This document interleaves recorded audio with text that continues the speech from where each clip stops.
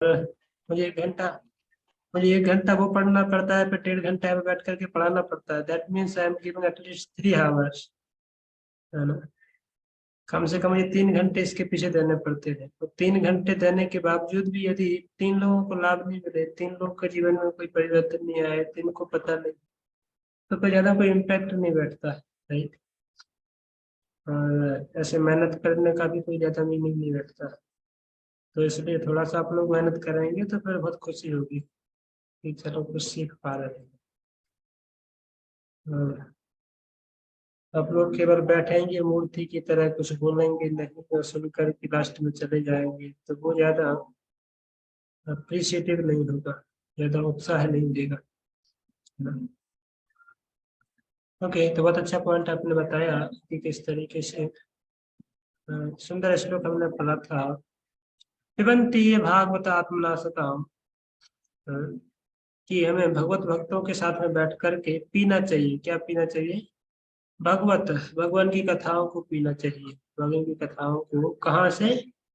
अ, स- श्रवणेषु पुटेषु संभृतम स्यात् संभृतम, अपने कर्णों से, कानों से भगवान की दिव्य कथा रूपी अमृत को पान करना चाहिए। कथामृतम सर्वपुटेषु संभृतम, तो भगवान की कथाओं को पीना चाहिए कानों के माध्यम से। यदि ऐसा करेंगे तो क्या होगा? जो विदूषिताशयम, दूषितम विदूषिताशयम, और लास्ट में तो था स्मरंती तत् सरोज सरोरहांतिकम, कि भगवान के चरण कमलों को प्राप्त करेंगे, भगवत धाम को प्राप्त करेंगे, हृदय की भौतिक वासना गंदगी सब खत्म हो जाएगी और भगवत प्राप्ति हो जाएगी, है ना। यदि हम भगवान की दिव्य लीलाओं को केवल अपने कानों के माध्यम से सुने, गंभीरता पूर्वक भक्तों के बीच में बैठ करके, तो श्रवण के ऊपर कृपा जी ने बहुत जोर दिया था कि भक्ति में श्रवण कितना आवश्यक है। और श्रवण एक ऐसा माध्यम है जहाँ पे फर्स्ट एंड प्राइमरी विधि है। वो आप दूसरा कोई भी विधि कीजिए, पर श्रवण वहाँ पे हमेशा आवश्यक है। श्रवण नहीं है तो फिर दूसरी कोई भी विधि अपूर्ण नहीं मानी जाएगी। तो भले ही सब कुछ है, दूसरी विधि आप कर रहे हैं, पर यदि कोई व्यक्ति कोई दूसरी विधि ना भी कर पाए, केवल श्रवण करे, है ना, केवल श्रवण करे, तो श्रवण के माध्यम से भी उसको कंप्लीट भक्ति का जो लाभ है वो मिल जाएगा, क्योंकि भगवान की लीलाओं को सुन रहा है। और यदि कोई श्रवण करके दूसरी भी कोई विधि अपना रहा है, तो वहाँ पर श्रवण तो इंक्लूडेड रहता ही है। श्रवण को कभी हम त्याग नहीं सकते भक्ति में आगे बढ़ने के लिए।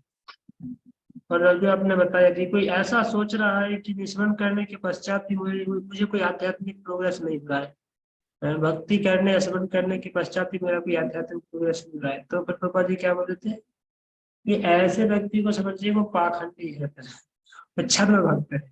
वास्तव में आध्यात्मिक प्रोसेस को अच्छी तरह से डीपली ले ही नहीं रहा है, क्योंकि ऐसा हो ही नहीं सकता है कि कोई भक्ति करे, भगवान के विषय में श्रवण करे और उसकी भौतिक गंदगी ना जाए, उसका हृदय शुद्ध ना हो। ऐसा हो ही नहीं सकता है। बहुत अच्छे पॉइंट मतलब ये अपने याद रखें। धन्यवाद। और कोई कोई पॉइंट कहना चाहेंगे? हाँ? और कोई बोलिए, कुछ याद है? हरे कृष्ण प्रभु जी। हाँ। प्रभु जी, आपने कल साधना साधना भक्ति में श्रवण के बारे में बताया था, जैसे कि अब हम अपने 24 आवर्स और 7/7 यानी उसमें भगवान का श्रवण करना चाहिए, भगवान का कथाओं का श्रवण करना चाहिए। जैसे जैसे हम छोटा बड़ा काम करते हैं तो भी श्रवण करना चाहिए। घर में कोई भी काम हो, छोटा बड़ा हो, करते समय भगवान का नाम कथाओं सुनना चाहिए, क्योंकि उसमें अपनी मति लगी रहे भगवान के चरणों में, जैसे हम अपना उद्धार कर सके। तो कहने का मतलब श्रवण करने के लिए कोई व्यक्ति बोलेगा कि समय नहीं है क्या, तो पापा जी अच्छे अच्छे उत्तर दिए थे कि समय को कोई अलग से निकालने की आवश्यकता नहीं है। श्रवण की विधि में आप श्रवण 24 आवर्स, है ना, पापा जी बताए थे ना, सदैव नित्य। कौन सा श्लोक था? तस्मात् सर्वेषु कालेषु, नहीं सॉरी, तस्मात् भारत सर्वात्मा भगवान ईश्वरो हरि श्रोतव्या कीर्तव्यश्च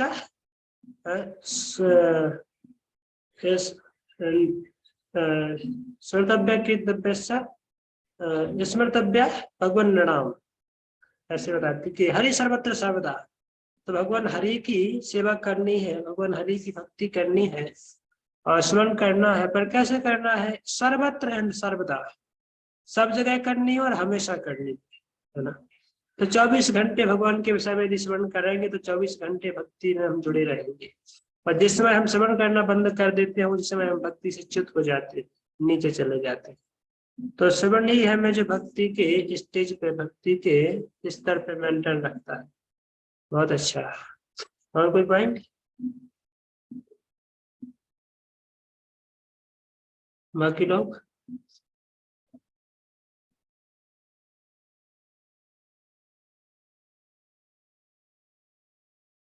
और किसी को कुछ याद नहीं?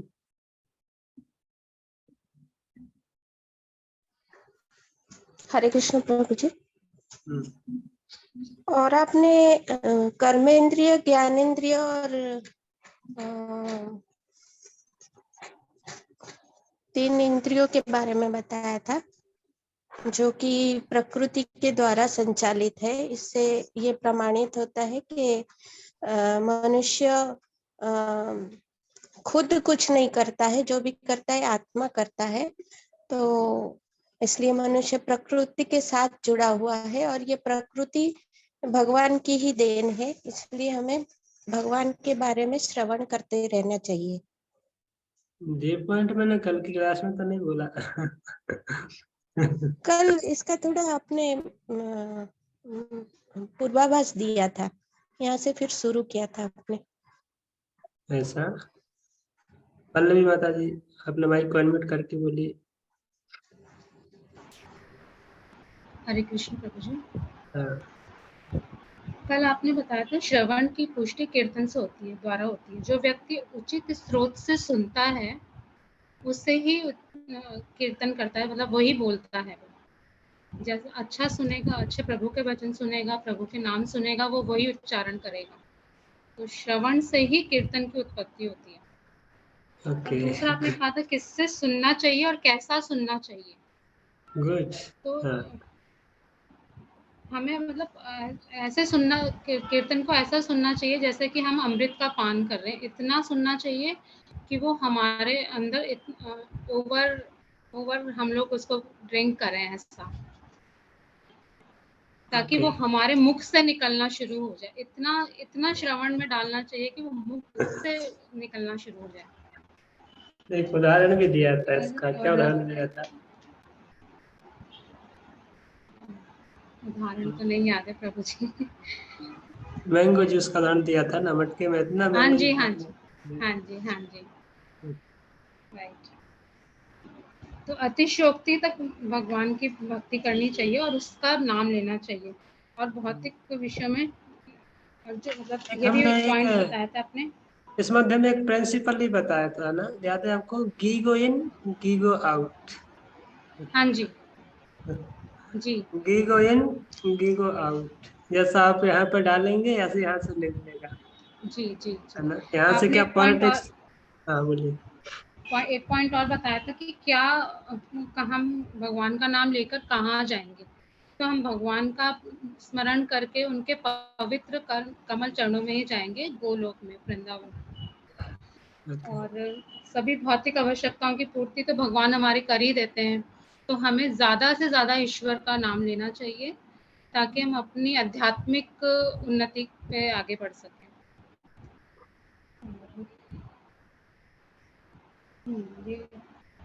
और जो भगवान का भक्त जो नहीं, मतलब भौतिक विषाक्त इस जीवन में उलझे रहते हैं, वो छद्म भक्त की श्रेणी में आते हैं। छद्म भक्त से आप क्या समझते हैं? छद्म भक्त मतलब जो दिखावे के लिए तो भक्ति तो करते हैं, पर एक्चुअल में उनके मन में वो भक्ति रमती नहीं है। वो नाम तो भगवान का लेते हैं लेकिन कहीं और उनका ध्यान चला जाता है, कहीं और वो बातों में लग जाते हैं। क्लास के बाद वापस से पुनः अपनी उसमें आ जाते हैं, इसको आत्मसात नहीं कर पाते। चलो बाबा, दिखावटी दिखावटी बंदर। जी बंदर भी साधु का वेश करता है, पर वो अंदर से साधु नहीं होता है, बाहर से साधु। जी गुड जी पॉइंट। जी जी और कोई पॉइंट? हमने अच्छा हाँ कैसे चर्चा किया था कि श्रवण करना चाहिए, तो कैसे करना चाहिए और किससे करना चाहिए, इसके बारे में आपने क्या समझा? हाँ, इस हमें ऐसे मतलब ऐसे पुरुषों से, ऐसे भक्तों से श्रवण करना चाहिए जो कि भक्ति में लीन है और जिन पे भगवान की कृपा बनी हुई है, जो कि भागवत को आत्मसात कर चुके हैं। भागवत को आपने बताया था कि प्रभुपाद ने टॉर्च की उपमा दी है कि जिस तरह टॉर्च हमारे जीवन में अंधकार को दूर कर दे सकता है, उसी प्रकार से भागवत जो है हमारे आध्यात्मिक जीवन के अंधकार को दूर करती है। गुड। एक आपने यहाँ पे पहले, इसके पहले वाला जो पॉइंट था, साधना भक्ति कैसी हो, उसमें आपने बहुत अच्छा सा एक उदाहरण देकर बताया था कि जिस तरह से एक पतिव्रता स्त्री होती है, वो अपने पति के प्रति कैसे अर्पित होती है, उसके लिए सब वही होता है पति। हमें वैसे ही भगवान को अपना पति मान करके अपना सब कुछ उन पे समर्पित करना चाहिए, और उन्हें पति क्यों मानना चाहिए, क्योंकि वो पूरे सृष्टि के रचयिता हैं, पूरे सृष्टि के स्वामी हैं, इसलिए वो हमारे सबके पति हैं और हम सब गोपियां हैं। नहीं, गोपी तो नहीं बोल सकते हैं। जी हम बोल सकते हैं भगवान हमारे भोक्ता है और हम ऑफकोर्स भोग्य हैं। अब हम जैसे सेवक और मालिक ऐसे बोल सकते हैं, तो भगवान हमारे मालिक है, हम उनके सेवक हैं, तो उनकी जी सेवा करना ही हमारा जीवन जी। है, ऐसे सोचना। गुड। अच्छा प्रभु जी, मेरा यहाँ पे एक प्रश्न है। आप पिछली क्लास का कल जब बता रहे थे तो आपने बताया था साधना भक्ति सर्वोपरि भक्ति बताई थी आपने। तो इसमें भक्ति के 3 मार्ग बताए थे, साधना भक्ति, प्रेम भक्ति, ज्ञान भक्ति। नॉट ज्ञान भक्ति, साधना भक्ति, भाव भक्ति और प्रेम भक्ति। अच्छा प्रेम भक्ति। तो प्रेम भक्ति और साधना भक्ति में क्या डिफरेंस है? वो तो एक साधना भक्ति तो भक्ति मार्ग में स्टार्टिंग है। जैसे हम जो कल जो कंपैरिजन कर रहे थे, ब्रह्मा जी ने जो वैदिक शास्त्रों को एनालिसिस करने के बाद जो कहा कि ज्ञान योग और ज्ञान मार्ग और योग मार्ग से श्रेष्ठ है भक्ति मार्ग। भक्ति मार्ग में साधना भक्ति मार्ग, भक्ति में भी 3 है, 3 ग्रेडेशन। एक तो साधना भक्ति, दूसरी है भाव भक्ति, तीसरी है प्रेम भक्ति। हम्म, तो साधना भक्ति एक प्राइमरी स्टेज है, पर ज्ञान से और योग से तो श्रेष्ठ ही है। इसलिए हम वहाँ पे कल चर्चा कर रहे थे कि सर्वश्रेष्ठ है। सर्वश्रेष्ठ मतलब इन कंपैरिजन ऑफ ज्ञान एंड योगा, है ना। ओके। तो उस कंपैरिजन में उसको श्रेष्ठ बताया जा रहा था, पर हम जब भक्ति के अंदर उसकी चर्चा करेंगे, भक्ति के संबंध में उसकी चर्चा करेंगे, तो वो प्राथमिक सीढ़ी है, एक प्रथम अवस्था है। उसके ऊपर भाव अवस्था आती है, प्रेम की अवस्था आती है, वो बाद की स्टेजेस है, उसकी हम बाद में चर्चा करेंगे। या उसमें शुद्ध भक्ति के बारे में भी चर्चा होगी, तब मैं उसका एक आपको क्लू दूंगा, उसके बारे में थोड़ा डेप्थ में जाऊंगा। जी और कोई पॉइंट रह गया है क्या आप लोगों को, किसी को याद हो? तो आपने पल्ली माता जी बता रही थी कि श्रवण करना चाहिए, तो फिर किससे नहीं करना चाहिए? ये तो आपने बता दिया किससे करना चाहिए। Shiv Mata ji, now you have to talk, you have to tell किससे श्रवण नहीं करना चाहिए।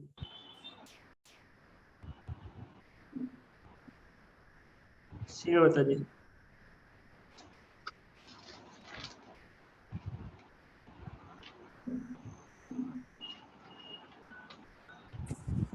हरे कृष्ण प्रभु जी।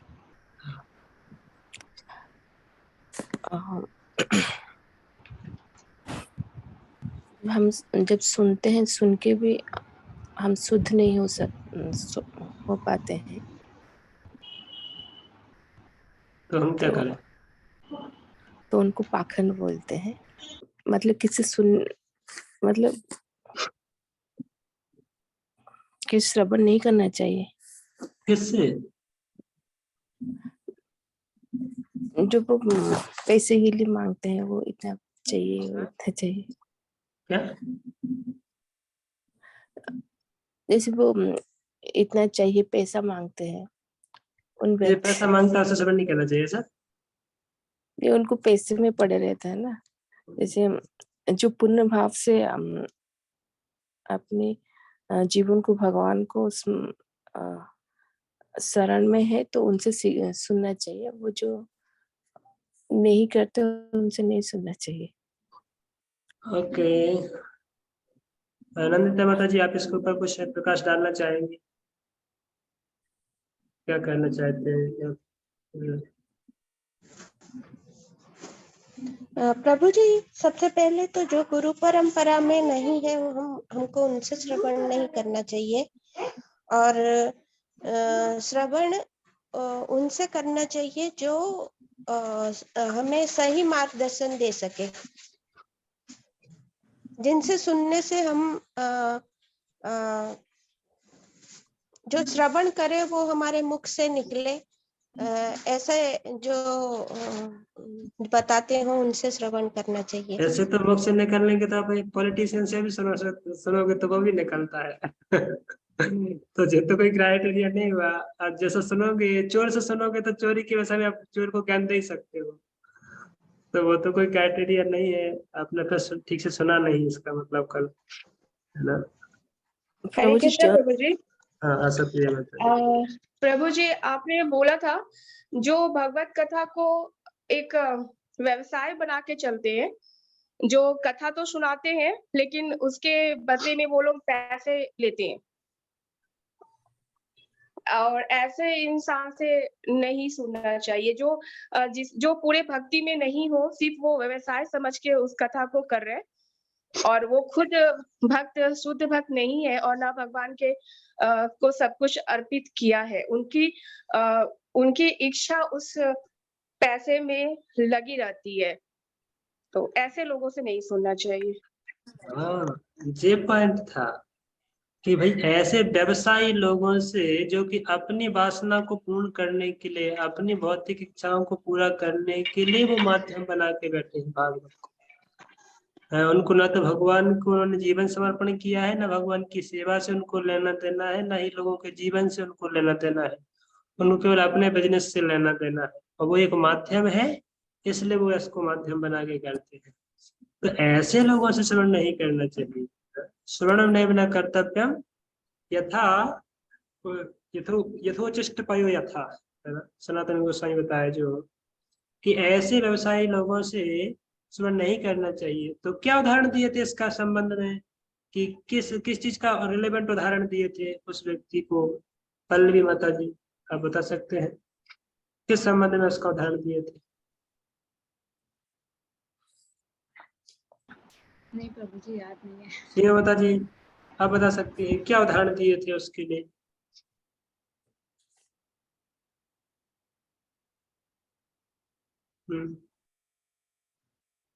सीमा माता जी, याद है क्या उदाहरण दिए थे उसके लिए? नहीं है। जितेंद्र प्रभु, आपको याद है?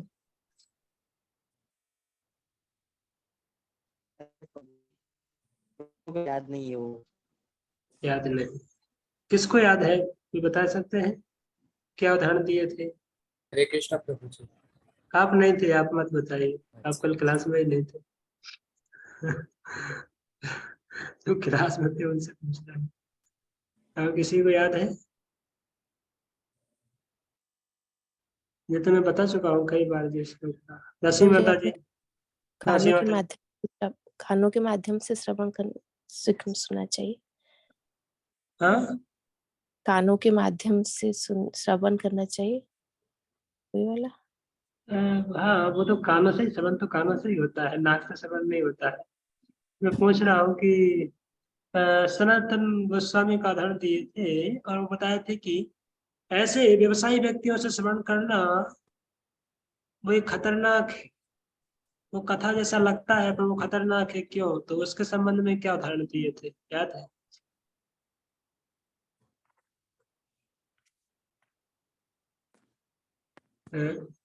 विकास प्रभु, आप शायद बिजी होंगे। पता नहीं प्रभु जी, मुझे तो बस एक वही रह गया पॉइंट जो याद आ रहा है, अन्याभिलाषिता शून्यम, जिसको आपने दिखाई दिया था जो। और मुझे भी नहीं याद आ रहा है कुछ भी, क्लास में थी नहीं। केवल कृष्ण की प्रसन्नता के लिए। क्लास में तो थे ही प्रभु जी, कल इतना डिस्टर्ब था क्लास, और आज फिर पता नहीं मेरे साथ क्यों हो रहा है। मैं सोच रही हूँ कल की तरह कोई और कहे, मुझे भी नहीं समझ में आ रहा है। आज फिर क्लास वैसे ही डिस्टर्ब चल रहा है। देखो डिस्कशन होगा तो ही आप लोगों को बैठेगा, नहीं तो हम पढ़ाते जाएंगे आप लोगों को कुछ याद नहीं लगेगा, कोई मीनिंग नहीं है। इसलिए थोड़ा आधे घंटे भले ही उसमें जाएगा, पर आपको याद रहे तो अच्छा है। नहीं याद है किसी को? वो नहीं कह रही प्रभु जी, वो क्लास डिस्टर्ब चल रहा है, ये कह रही हूँ। आज फिर वैसे ही मेरे साथ हो रहा है, पता नहीं क्यों, कल की ठीक है, तरह। तो किसी को याद नहीं है तो सनातन शायद को मेरे ही साइड से नेटवर्क इशू है। यथोचिष्ट पयो यथा, इस प्रकार से सर्प के टच कर लेने पर, सर्प के पी लेने पर दूध याद आया। ऐसे दूध भी दूध ही दिखता है, पर सर्प का पिया हुआ दूध, जो सर्प भी उस दूध को टच कर लेता है तो वो भी दूध ही दिखता है। पर दोनों में क्या अंतर है? हाँ? वो विषाक्त हो जाता है सर्प के छू हाँ, लेने से। सर्प के छूने से विष हो जाता है, पर दिखता कैसे है? दिखने में तो वो दूध के समान ही दिखता है। हाँ। इसी प्रकार से सनातन गोस्वामी बताया थे, ऐसे व्यवसायी लोगों से श्रवण करना भागवत का, मतलब वो लगेगा कि भागवत ही तो सुन रहे हैं, क्या समस्या है, भागवत ही तो है, वो भागवत ही तो कह रहे हैं, पर वो सांप के टच करने के जैसा है, क्योंकि वो व्यक्ति भक्त नहीं है। उस व्यक्ति का जो आंतरिक चेतना पूर्ण रूप से परिवर्तित नहीं है, वो शुद्ध नहीं है उसका हृदय भगवान की सेवा करने के लिए। वो अपने फुलफिलमेंट के लिए, अपनी इच्छा पूर्ति के लिए भागवत कर रहा है, तो वो सांप के जैसा उसके अंदर जहर है। जो हिंदी तृप्ति की इच्छा है वो सांप के जैसा जहर है, और जैसे ही वो भागवत कथा उसके मुख से निकलेगी, वो विष के साथ निकलेगी। कौन सा विष? भौतिक वासना रूपी विष से के साथ निकलेगी, और जैसे आप सुनेंगे तो तुरंत जाके असर कर जाएगा। दूध तो असर नहीं करेगा, जहर पहले असर कर जाएगा, है ना? क्लियर? नंदिता माता जी अच्छी तरह से सुनो आप लोग, है ना? श्रवण अच्छी तरह से होना जी चाहिए, प्रभु जी। क्योंकि आप यदि नहीं बता पा रही है तो इसका मतलब है कि आप डेप्थ अटेंशन के साथ नहीं सुन रही है। अभी तो कोई रात्रि नहीं है कि आपको नींद आए, तो अच्छी तरह से श्रवण करो। और कोई पॉइंट रह गया है क्या? हाँ सीएम माता जी, ठीक है, अच्छी तरह से सुनो। नहीं तो फिर आपको जुर्माना लिया जाएगा।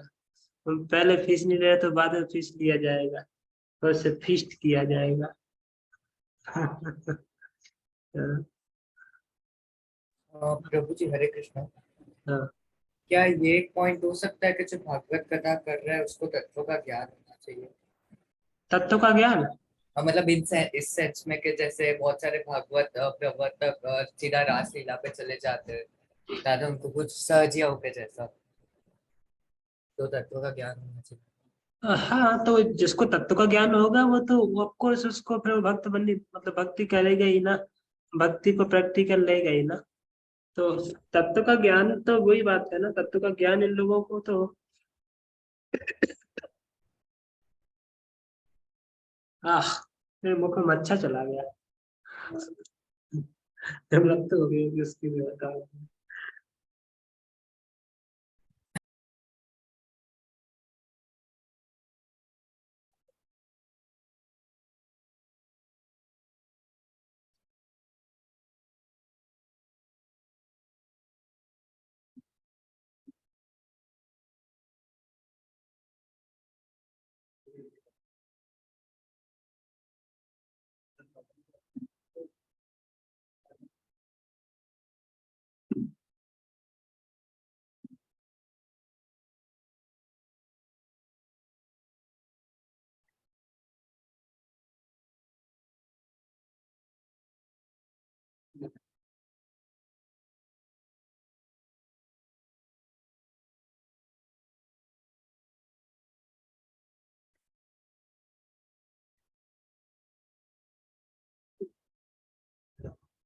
तो बात यही है कि वो व्यक्ति जो है उसने जीवन में भक्ति को स्वीकार किया है कि नहीं किया है, और ऐसे जो नौ से किया है और जो कि सीधा रासलीला के ऊपर जंप करते हैं। तो तत्व का ज्ञान ही है कि उनको पहले बेसिक चीजें होनी चाहिए क्लियर। उनको यही पता नहीं कि कृष्ण क्या है, तो कृष्ण कैसे दिव्य है, कृष्ण की लीलाएं कैसे दिव्य है। तो वो तत्व तो प्रेजेंट नहीं कर पाते ना अपने श्रोताओं के सामने। तो जब तक वो तत्व प्रेजेंट नहीं कर पाते, इसलिए पापा जी बोला करते थे ना, बड़े बड़े भागवत सप्ताह कथाकार जो है आते हैं, पहले प्रवचन देते हैं, बाद में पंडाल के पीछे आकर के सिगरेट भोंकते हैं। तो उनके जो फॉलोअर उनको मंगाते हैं, जाओ एक सिगरेट का डब्बा लेकर के आओ। तो अच्छा गुरुजी अभी तो बोल रहे थे नशा नहीं करना चाहिए, कथा में बोल रहे थे, अब सिगरेट का डब्बा किस लिए मंगा रहे हो? बोलो आप लोगों के लिए बोल रहे थे। तो तत्व का ज्ञान नहीं है, वो क्या है, सुपरफिशियल हो, इसको रियलाइजेशन है वस्तु के विषय में। बात वही है जो नंदिता माता जी ने पॉइंट बोला कि इसने परंपरा में गुरु से श्रवण किया है, साक्षात्कार प्राप्त गुरु से, तो उसके अंदर वो साक्षात्कार तुरंत होगा। उन बातों को सुनते ही, उन चीजों के हृदय में जाते ही कानों के माध्यम से साक्षात्कार आएगा। और इसने जो प्रोफेशनल रिसाइटर से सुना है तो उसके अंदर प्रोफेशनल मेंटालिटी आ जाएगी, उसी प्रकार का साक्षात्कार। राइट, ठीक है प्रभु। प्रभु जी तत्व ज्ञान से क्या मतलब है? तत्व का मतलब कि जहाँ पे कृष्ण कौन है, पहले कृष्ण पूर्ण पुरुषोत्तम भगवान है। कृष्ण कोई भौतिक व्यक्ति के जैसे नहीं है, उनका शरीर हमारे शरीर के जैसा नहीं है, वो पूर्ण चिन्मय है और हमेशा भगवान का है। तत्व में मतलब बहुत कुछ आ गया। अब वो आपको एक दिन में समझ में आना नहीं है। तत्व मतलब सिंपल शब्द में समझे तो फिलोसफिकल एस्पेक्ट इंग्लिश में बोल सकते हैं, और तत्व मतलब हिंदी में बोलेंगे तो आपका जिनको भगवान की और भागवत की जो वास्तविक पोजीशन पता है कि किस तरीके से भागवत का श्रवण होना चाहिए। भगवान कोई सामान्य व्यक्ति के जैसे नहीं है, भगवान की रासलीला कोई सामान्य व्यक्ति के लीला के जैसी नहीं है। हम जैसे लीलाएं करते हैं तो वह भागवत कथाकार बाद में लीला करते हैं ना अपने शिष्यों के साथ, वो ऐसा कृष्ण की लीलाएं नहीं है। कृष्ण की लीला दिव्य स्तर पे। ओके ठीक है, तो हम थोड़ा आगे बढ़ते हैं, अभी काफी डिस्कशन हो गया।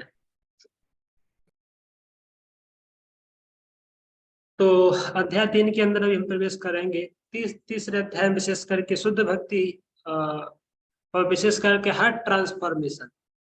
डायरेक्ट यहाँ पे अभी हृदय का परिवर्तन इस अध्याय का नाम है कि यहाँ पर सीधा ट्रांसफॉर्मेशन होगा, क्योंकि अभी आगे जाकर के शुद्ध भक्ति के बारे में चर्चा होने वाली है। मतलब वो भाव और प्रेम स्तर की भक्ति के बारे में चर्चा होगी। तो वो क्या है वो भक्ति, और किस तरीके से अभी क्यों सुखदेव गोस्वामी एक एक ग्रेजुअली स्टेप बाय स्टेप ऊपर उठ रहे हैं, स्टेप बाय स्टेप आगे जा रहे हैं। आप लोगों को याद है, देखो आप लोग अपने वीडियो को ऑन रखो। रश्मि माता जी और the devotees are requested to open the video please, क्योंकि आप लोग जब तक सामने बैठेंगे नहीं, हम कल पूछेंगे तो फिर से वही समस्या होगी। तो हमें पता नहीं कि आप कितने। पर मुझे थोड़ा सा काम है इसलिए मैं ऑन नहीं कर पा रही हूँ। प्रभु जी आवाज क्लियर नहीं आ रही है, वीडियो कैसे ऑन करूं? वीडियो ऑन करोगे तो आएगी आवाज, हम भेजेंगे उसी प्रकार से भेजेंगे। यथा माम प्रपद्यन्ते। ठीक है प्रभु जी, मैं ऑन कर दे रही हूँ, फिर नहीं आएगा तो आप जानिएगा। तो बात है कि ग्रेजुअली है ना, सुखदेव गोस्वामी आगे ऊपर बढ़ रहे हैं पर स्टेप बाय स्टेप। तो पहले हमने ऐसे क्रम मुक्ति के बारे में चर्चा किया, जो कि विराट रूप के ऊपर ध्यान करना, उससे व्यक्ति मेडिटेशन करके ब्रह्म में लीन होता है, मुक्ति प्राप्त करता है। उसके बाद में एक एडवांस्ड योगी जो उन्नत योगी है उसके बारे में चर्चा किया, जो परमात्मा मुक्ति के बारे में चर्चा किया। और तीसरा फिर आगे जाकर के भक्ति में भी सुखदेव गोस्वामी कि एक मनसा व्यक्ति को जेवाली करना चाहिए। क्या करना चाहिए? उन दो मार्गों से तो श्रेष्ठ है भक्ति मार्ग। भक्ति मार्ग में कौन सा? साधना भक्ति। साधना भक्ति तो कोई बोल सकता है अरे सुखदेव गोस्वामी आप तो अपने मन से बता रहे। बोलो नहीं, मैं अपने मन से नहीं बता रहा हूँ, मैं वही आपको बता रहा हूँ जो कि पहले ब्रह्मा जी ने इसके ऊपर रिसर्च करके एस्टेब्लिश कर दिया। 3 बार वैदिक शास्त्रों को ब्रह्मा जी ने रिसर्च किया, उनके ऊपर डीपली एनालिसिस किया, उसके बाद उन्होंने बताया कि साधना भक्ति द बेस्ट। तो मैं वही बता रहा हूँ, इसलिए बता दिया था कि ये तथा सर्वा तस्मात भारत सर्वात्मा, इसलिए व्यक्ति को यही करना चाहिए। अभी साधना भक्ति जब बता दिया तो साधना भक्ति को बताने के पश्चात कि भगवान विष्णु के प्रति ही उसको हरि सर्वत्र सर्वदा हरि का ही चिंतन करना चाहिए, हरि का ही स्मरण करना चाहिए, हरि के बारे में कीर्तन करना चाहिए, हमेशा करना चाहिए और सब जगह करना चाहिए। ये चीज क्लियर कर दिया सुखदेव गोस्वामी ने। अभी आगे जाकर के सुखदेव गोस्वामी एक स्टेप ऊपर उठ रहे हैं कि भाई साधना भक्ति ही अल्टीमेट नहीं है। पहले तो क्या बोल दिया था, तस्मात भारत सर्वात्मा, मतलब साधना भक्ति तो अल्टीमेट है, पर किस सेंस में बोला था? इन कंपैरिजन ऑफ ज्ञान एंड योगा, है ना, समझने का प्रयास कीजिए। इन कंपैरिजन ऑफ ज्ञान एंड योगा, तो ज्ञान और योग के बारे में चर्चा कर रहे थे, तो इसलिए भक्ति शब्द लेकर के सुखदेव गोस्वामी हाईएस्ट बता दिए थे। पर यहाँ पर जब भक्त की शब्द की अभी चर्चा कर रहे हैं, भक्ति शब्द के अंदर जा रहे हैं, तो यहाँ पर शुद्ध भक्ति के बारे में अब चर्चा करेंगे। वही भक्ति में भी अलग अलग ग्रेडेशन, भक्ति में भी अलग अलग अवस्थाएं हैं, जिसमें साधना भक्ति पे ही टिके रहना हमारे जीवन का लक्ष्य नहीं है। साधना भक्ति में ही बने रहना जीवन का लक्ष्य नहीं, जीवन का लक्ष्य तो है भाव भक्ति और प्रेम भक्ति पे पहुंचना, मतलब शुद्ध भक्ति। तो वो अन्य अभिलाषिता शून्य, हम जो रश्मि माता जी ने इसको कोट किया कि सारी दूसरी अभिलाषाओं को त्याग करके केवल और केवल कृष्ण की सेवा, केवल और केवल कृष्ण की प्रसन्नता के लिए कार्य, वही हमारा जीवन है, वही हमारे जीवन का लक्ष्य है। उसी को शुद्ध भक्ति बोला गया है, वही उत्तम भक्ति की परिभाषा दी गई है ना। तो वो उत्तम भक्ति करने से ही केवल हृदय का परिवर्तन होगा। जब तक वो उन्नत भक्ति, उत्तम स्तर की भक्ति नहीं होगी, तो वो हृदय का परिवर्तन हमारे जीवन में नहीं होगा। और विशेष करके विश्वनाथ चक्रवर्ती ठाकुर इसको एनालिसिस कर रहे हैं कि किस कैटेगरी के भक्तों का हम संग करते हैं, उसी कैटेगरी की भक्ति हमारे जीवन में आती है। यदि हम जैसे कोई योगियों का संग कर रहा है, तो स्वाभाविक है कि योग मिश्रा भक्ति उसके जीवन में आएगी, है ना। कोई ज्ञानियों का संग कर रहा है, जो ज्ञानी भी करता है भक्ति भी करता है, तो ज्ञान मिश्रा भक्ति उसके जीवन में आएगी। तो कोई देवी देवताओं का उपासक है, कोई उसका संग करेगा, तो देवताओं की उपासना करने वाला कर्मकांडी भक्ति उसके जीवन में आएगी, कर्म मिश्रा भक्ति, है ना। पर यदि कोई शुद्ध भक्तों का संग कर रहा है, तो डायरेक्ट उसके जीवन में कौन सी भक्ति प्रकट होगी? शुद्ध भक्ति आएगी, है ना। तो अकॉर्डिंग टू अवर एसोसिएशन, है ना, भक्ति एक्चुअली टेक्स बर्थ, भक्ति जनरेट्स इन अवर हार्ट, है ना। तो हम किस प्रकार के भक्तों का संग करते हैं, उसी प्रकार की भक्ति हमारे जीवन में आएगी, है ना। तो भक्ति में भी अलग अलग ग्रेडेशन है। सबसे पहले तो साधना भक्ति के भी नीचे होता है 3 प्रकार का भक्ति, मिश्रा भक्ति इसको बोलते हैं। मिश्रा भक्ति मतलब कर्म मिश्रा भक्ति, ज्ञान मिश्रा भक्ति, योग मिश्रा भक्ति। यहाँ पे कर्म, ज्ञान और योग भक्ति के अंदर मिश्रित रहते हैं, वो मिश्रित भक्ति उसको बोलते हैं। पर उससे भी थोड़ा सा एडवांस, थोड़ा सा ऊपर जाएंगे तो साधना भक्ति आएगी, श्रवण कीर्तनम विष्णु स्मरणम पाद सेवनम, है ना। उससे भी थोड़ा ऊपर जाएंगे तो भाव भक्ति के बाद लास्ट में प्रेम भक्ति आएगी। तो हम किस स्तर के भक्तों का संग करते हैं, उसी स्तर की भक्ति हमारे जीवन में ऑटोमेटिक जन्म लेगी, है ना। तो इसलिए स्टार्टिंग में ठीक है कि हम एक स्तर तक अपने भक्तों से और अपने स्तर के भक्तों का संग करते हैं, और अपने स्तर जो हमें इनिशियल लेवल पर भक्ति में आगे बढ़ाते हैं, उन भक्तों का संग करते हैं और उन भक्तों के माध्यम से ऊपर उठते हैं। पर साथ ही साथ हमें यह भी ध्यान देना चाहिए कि उन्नत स्तर के भक्तों का भी संग हमें आवश्यक है हमारे जीवन, है ना। यदि उन्नत स्तर के भक्तों का हमें संग नहीं होगा तो हम उन्नत स्तर की भक्ति को प्राप्त नहीं हो पाएंगे। और उन्नत स्तर कैसे जानेंगे, कैसे पता चलेगा कि वो व्यक्ति उन्नत स्तर पे है भी कि नहीं, है यानी क्राइटेरिया और सिम्टम्स आर देयर, कि कौन, कैसे पता चलेगा भाई उन्नत भक्त कौन है और कनिष्ठ भक्त कौन है, तो उसको कैसे करेंगे।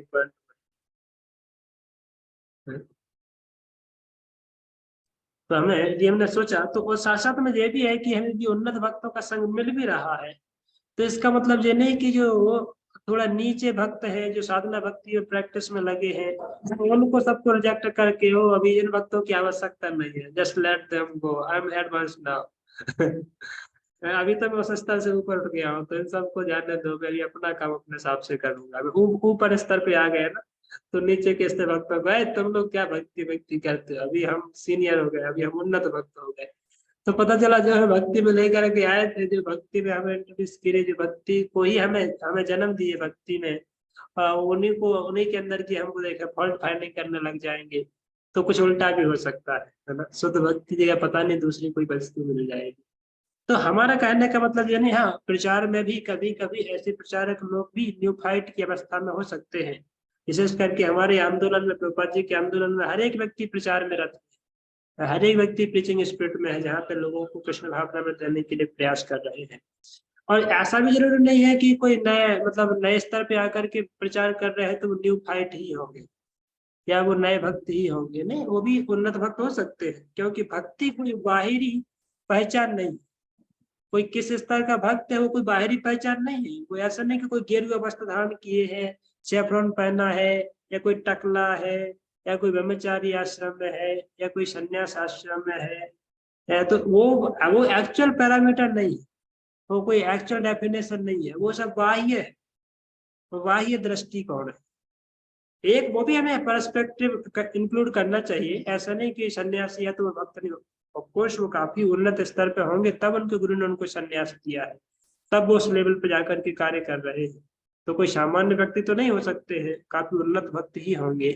पर शुद्ध भक्त है कि नहीं, वो कोई उसका वो टैग नहीं है, मेरा कहने का मतलब ये है ना। सन्यास आश्रम कोई शुद्ध भक्त का टैग नहीं, समझ पा रहे हैं ना।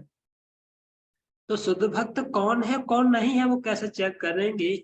और पहली बात तो एक्चुअली हम चेक कर ही नहीं सकते, मेन वस्तु तो ये है कि हम जो कनिष्ठ लेवल पे हम शुद्ध भक्त को चेक कर ही नहीं सकते, वो करेंगे तो अपराध होने की बहुत ज्यादा संभावना है ना। तो पता चला हम गए चेक करने और वहां पे अपराध हो गया, तो जितना थोड़ा मोड़ा भक्ति मिला था वो भी गायब हो गया, अपराध हो गया भक्तों के प्रति, तो है ना। तो आप लोग थोड़ा भी हमें यहाँ पे एक्सरसाइज करेंगे 2 मिनट का, कि अभी हमारे जीवन में हम अपने प्रैक्टिकल जीवन में इसको कैसे इम्प्लीमेंट करेंगे, इस एस्पेक्ट को, कि हमें अपने लेवल पे साधना भक्ति भी करना है, उन्नत स्तर के भक्तों का संग करके उन्नत भक्ति भी करना है, एट द सेम टाइम दोनों कोलैबोरेट करके सामंजस्य बना करके रखना है, ताकि हम नीचे ना चले जाए और हम किसी भक्त के प्रति अपराध ना कर बैठे, सबको खुश करें, सबको खुश भी रख पाए और भक्ति में आगे भी बढ़ पाए। तो how we have to deal, how कैसे आप इसको डील करेंगे कृष्ण भावनामृत के अंदर, क्योंकि कृष्ण भावनामृत के अंदर हर प्रकार के भक्त, हर प्रकार की भक्ति और हर प्रकार का ग्रेडेशन, तो आप कैसे इसको डील करोगे। अभी आप लोग अपना मत दे सकते, बता सकते हैं। समझ में आ रहा है ना क्या कहना चाहते हैं, बोलिए। प्रभु जी, साधना भक्ति के लिए तो हमें जब प्रभु के जप का नाम का जप बार बार सदा करना होगा, और जो मतलब सामंजस्य बनाने वाली बात है, तो वहाँ पे हमें जो संघ का साथ है, जैसे अभी हम ये क्लास कर रहे हैं, यहाँ पे अगर हम कुछ अपना अपने ज्ञान से या अपनी बुद्धि से कुछ अच्छा दूसरों को भी दे पाए, तो वो प्रीचिंग में आ जाता है।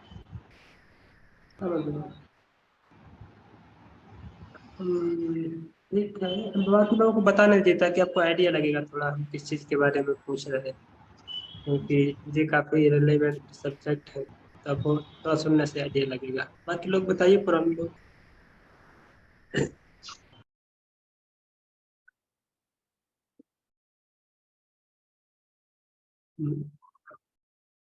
बोलिए, फिर वो हसी माता जी, बोले आप लोग, नंदिता माता जी, क्या विचार है तो किस बारे में। हरे कृष्ण। हाँ, प्रभु जी मतलब सॉरी, हमें ये बोलना है कि हम साधु संघ और मतलब कनिष्ठ भक्तों के साथ मतलब कैसे डीलिंग कैसे करेंगे। हाँ, मतलब एक बार फिर से क्वेश्चन को फ्रेम कीजिए। प्लीज। मेरा कहने का मतलब जो है हमारी कृष्ण भावना, हमने जो चर्चा किया कि हम जिस स्तर की भक्ति को प्राप्त करना चाहते हैं उस स्तर की भक्तों का संग करना पड़ेगा। यदि हम साधना भक्ति पे हैं जो भक्त, उन्हीं का संग करेंगे तो हम साधना भक्ति पे बनी रहेंगे। यदि जो भाव स्तर पे हैं जो उनका संग करेंगे तो हम भाव भक्ति के स्तर पे भी पहुंचेंगे धीरे धीरे। प्रेम भक्ति के स्तर पे जो भक्त है उनका संग करेंगे तो हम प्रेम के स्तर पर भी पहुंचेंगे। तो अलग अलग जिस प्रकार के भक्तों का हम संग करेंगे उस प्रकार की भक्ति को हम अपने हृदय में जन्म दे पाएंगे। तो हमारे जो कृष्ण भावना आंदोलन है उसमें हम कैसे इस चीज को इम्प्लीमेंट करें कि हम भक्तों के अंदर दोष भी ना देखें, एट द सेम टाइम सब भक्तों के अंदर हम एक सामंजस्य बना करके अपनी भक्ति को भी ऊपर उठा पाए। क्योंकि हमारा जीवन का लक्ष्य केवल साधना भक्ति में ही स्टिक रहना नहीं है, बल्कि धीरे धीरे प्रेम भक्ति तक भी पहुंचना है। तो इसको कैसे हम भक्तों के बीच में इसको देख पाएंगे, इसको सामंजस्य बैठा पाएंगे? प्रभु जी, तो इसके लिए मुझे एक चीज सही लगती है। सबसे पहले तो हमें ये देखना पड़ेगा कि कौन ऊंचे स्तर पे है।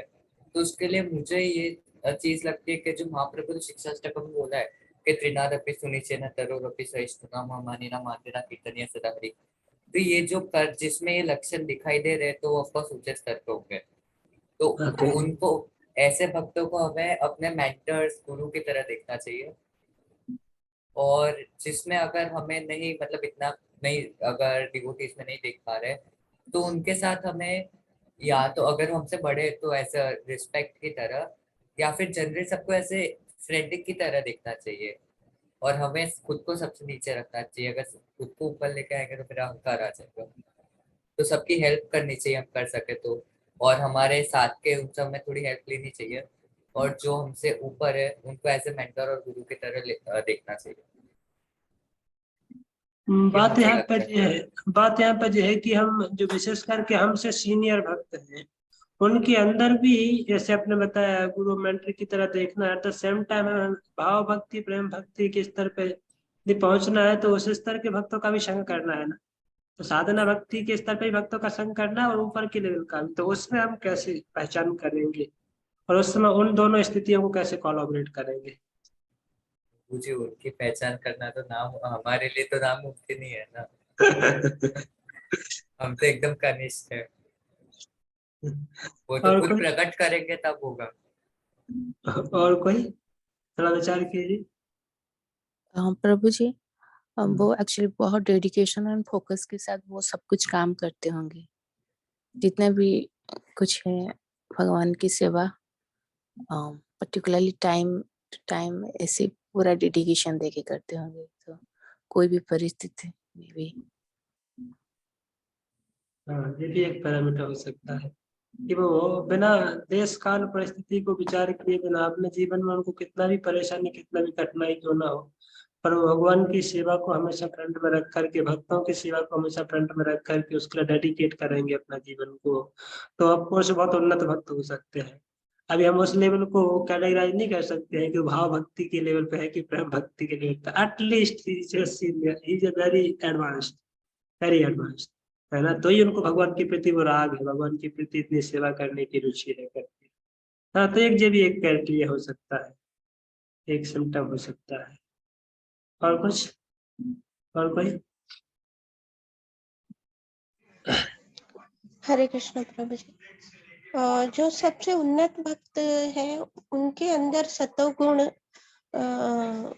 भरा हुआ होगा, और वही सतोगुण से ही हमें पता चलेगा कि वो सर्वोच्च है। और हमें उनके साथ साथ और भी जो लोग जिनके अंदर तमोगुण और रजोगुण भरा हुआ है उनके साथ भी हमें डील करना है, लेकिन हमें अपने आप को तृण के समान समझ के उनके साथ भी उनकी जो सतोगुण है उसको लेना है, और जो उनकी तमोगुण रजोगुण है उसको नहीं लेना है।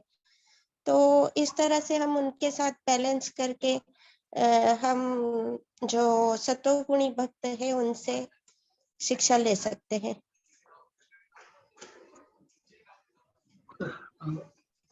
ये तो है। तो हम इसको पॉजिटिव आउटलुक, कि हर जगह से अच्छा ही देखना, वो तो है। पर हमारा बात हो रहा है यहाँ पे कि भक्तों के बीच में, विशेष करके भक्तों के बीच में किस स्तर पे किन भक्तों का संग करना, तो उसको कैसे कैटेगराइज, कैसे डिफाइन कर रहे हैं कि किस भक्तों का संग करना है, वो कौन से भक्त हैं कि जो उन्नत स्तर पे होंगे। प्रभु जी, जो सतोगुणी होंगे वो तो डेफिनेटली उन्नत स्तर के होंगे। सतोगुणी तो एक बकरी भी रहती है, वो पत्ता खाती है, पानी पीती है, कोई मांसाहार नहीं करती। गाय भी रहती है। तो वो तो कोई क्राइटेरिया नहीं है उतना। सतोगुण तो भक्ति का कोई इतना उच्च स्तर नहीं है। ऑफकोर्स एक छोटा सा पैरामीटर हो सकता है कि भक्त सतोगुण में ही होते, पर वो एक मैन कोई वो नहीं, सिम्टम नहीं। और कुछ सोचिए थोड़ा गहरा।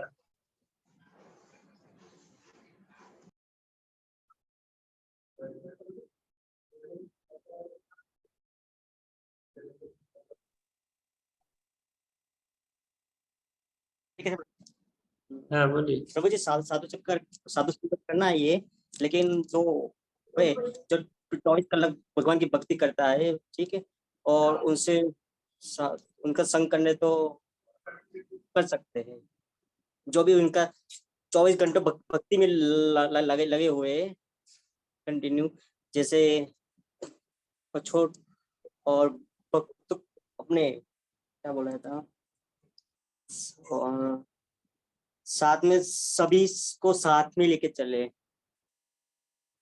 ओके, बहुत अच्छे, ये तो कुछ बहुत अच्छे पॉइंट बोले। हरि सर्वत्र सर्वदा, या फिर दूसरा बोलेंगे कि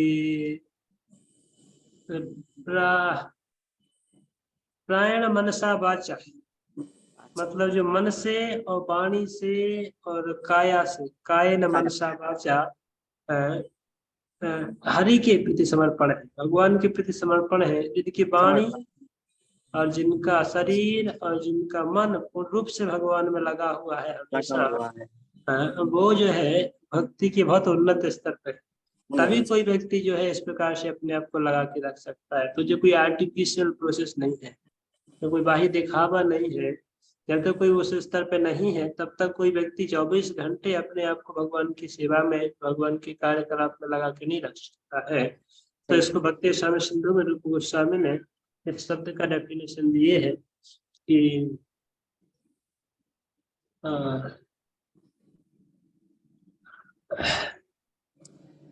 निखिलिता अवस्था सो जीवन मुक्त सौच्यते। कौन सा श्लोक है?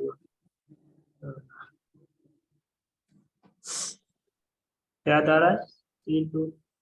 जीवन मुक्त सौच्यते।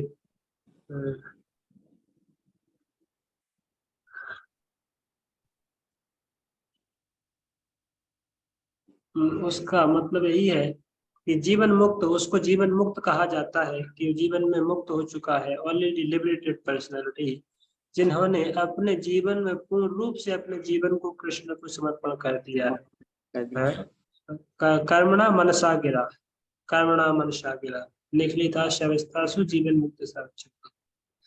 कर्मणा मतलब कर्म से, अपने शरीर से जो भी काम करते हैं वो केवल और केवल कृष्ण के लिए करते हैं, है ना। और मन से जो भी चिंतन करते हैं वो केवल और केवल कृष्ण के लिए करते हैं, और वाणी से जो भी उच्चारण करते हैं वो केवल केवल कृष्ण के लिए करते हैं, कृष्ण के बारे में करते हैं। तो ऐसे भक्त गुरु गोसाई बोलते हैं कि जीवन मुक्त सौच्यते, वो already is liberated personality, already मुक्त है, वो शुद्ध भक्त जैसे है। तो ऐसे हमें चेक कर सकते हैं, यही वास्तव में भक्ति का एक पैरामीटर है, एक क्राइटेरिया है। हम भक्तों को देख सकते हैं कि वो कितना भक्ति में लगा हुआ है। भक्ति में यदि उनका जीवन 100% समर्पण है भगवान की सेवा में, है ना, मन से, वाणी से और शरीर से, तो वो जो है भक्ति बहुत उन्नत। अभी कोई हो सकता है कि भाई शरीर से तो भगवान के प्रति समर्पण है, जैसे कोई ब्रह्मचारी है, सन्यासी है, तो अब उसने शरीर तो अपने पूर्ण रूप से कृष्ण की सेवा में समर्पण कर दिया, और मन से हो सकता है किसी स्त्री का चिंतन करता हो। समझ रहे ना? या फिर मनुष्य हो सकता है कोई पैसे का चिंतन करता हो कि नहीं मुझे इस कंपनी में नौकरी मिल जाती तो मैं सब छोड़ देता, कहाँ फंस गया। राइट। तो ऐसा व्यक्ति फिर जो है वो शरीर से तो दिख रहा है साधु के वेश में, शरीर से तो दिख रहा है भक्ति के एडवांस लेवल पे है, पर वो मन सा उसका मन कहाँ लगा हुआ है, भौतिक विचारों में, भौतिक वासनाओं में उसका मन लगा हुआ है। तो वो व्यक्ति जो है भक्ति को उस लेवल पे हम नहीं काउंट कर सकते हैं।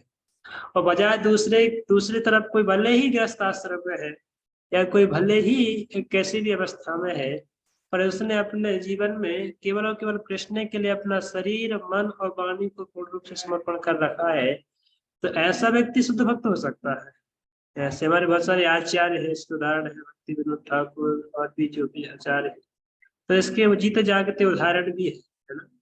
तो किस तरीके से जो कोई आर्टिफिशियल कैटेगराइजेशन नहीं कि कोई सन्यासी है तो वो बहुत उन्नत भक्ति होगा, या कोई 20 साल से भक्ति में है, इस्कॉन में है, मतलब भक्ति कर रहा है तो वो शुद्ध भक्ति ही होगा, या फिर वो सैफरन लेकर के रखा है तो वो शुद्ध भक्ति ही होगा, है ना। जे कोई समझ रहे हैं ना, जे कोई सिम्टम नहीं, ये कोई कैटेगराइजेशन नहीं है भक्ति के। भक्ति का एक ओरिजिनल जो सिम्टम है, ओरिजिनल जो पहचान है वो क्या है, तो उसका आंतरिक चित्त है, उसकी जो आंतरिक वृत्ति है वो कितने परसेंटेज कृष्ण के प्रति समर्पण है ना, कृष्ण के प्रति वो न्यौछावर किया है अपने आप को। समझ पा रहे हैं ना, क्लियर। तो अभी हमने जो बताया कि भाई अभी आप इसको कैसे रिलेट करोगे अपने आध्यात्मिक जीवन में, विशेष करके हमारे कृष्ण भावनामृत में, यहाँ पे आपको सन्यासियों से भी डील करना है, ब्रह्मचारियों से भी डील करना है, गृहस्थों से भी डील करना है, 2 साल के भक्त से भी डील करना है, 10 साल वाले भक्त से भी डील करना है, 50 साल भक्त से भी डील करना है, और बच्चों के साथ भी डील करना है। Then how you have to work in such way कि आप सबको प्रसन्न करते हुए भी कृष्ण भावनामृत में सबको संस्था पे देख पा करके अपने जीवन को कहीं नाश न कर ले। तो इसको आप प्रैक्टिकल जीवन में कैसे अप्लाई करोगे हमारे कृष्ण भावनामृत में?